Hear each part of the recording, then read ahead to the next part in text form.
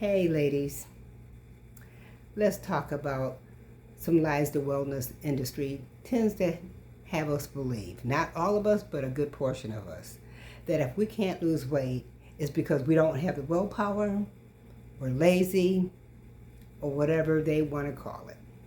And the truth of the matter is, if you're women who are over 40, and sometimes a little earlier, but not all the time, if we're going into perimenopause, if we're menopausal, our hormones are out of whack, right? Our estrogen levels go low, and that really makes a lot of difference with our weight, as well as we can't sometimes sleep well. That affects our weight.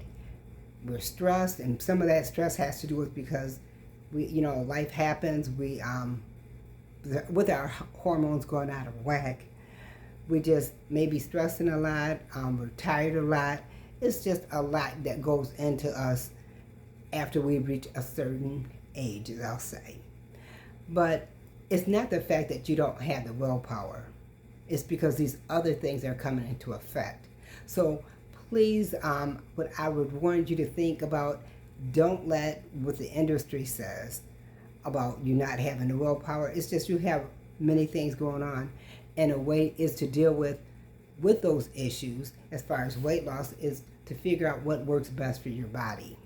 Okay, sometimes people cut carbs, they cut fat. You have to figure out really what works best for you, because we're not all built the same.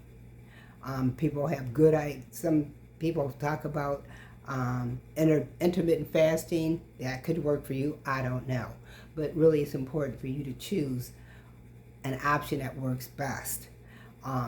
So with that said, the other lie that the industry might tell you, or you might have heard, is that collagen supplements. Now, I'm not going to hate on collagen supplements, but they don't do as much as they claim to do. There are some from science-based, there is a little change sometimes, but really what I have learned is that if you eat collagen producing foods, then that's better for you. And these foods are citrus fruits, leafy vegetables, or they don't necessarily have to be leafy, but when I say leafy, I'm talking about spinach, kale, and there's other vegetables, for instance, red peppers. They are also good. So think about eating to help your collagen production, because that has to do with your skin being wrinkly and saggy and all that. But think about eating more naturally or holistically when it comes to increasing your collagen. Like I was just saying, you could eat citrus fruits. It could be limes, lemons, oranges.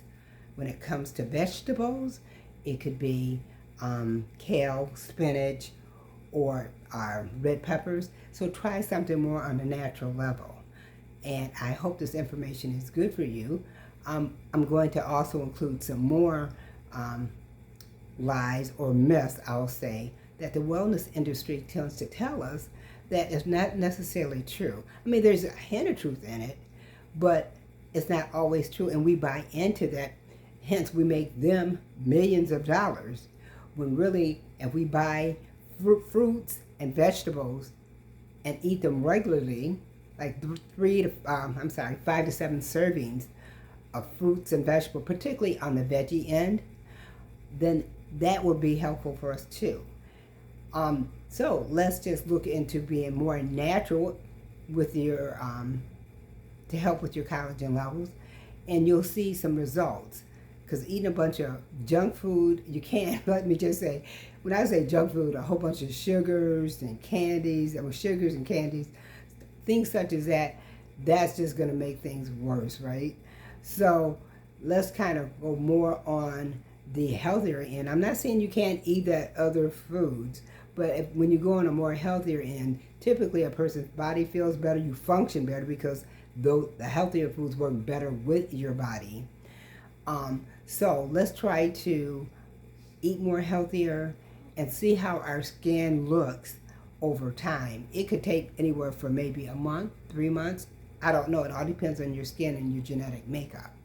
So I hope this information is helpful to you, and I'll bring in some more, I'll say, myths that the wellness industry tells us that aren't necessarily true. Take care.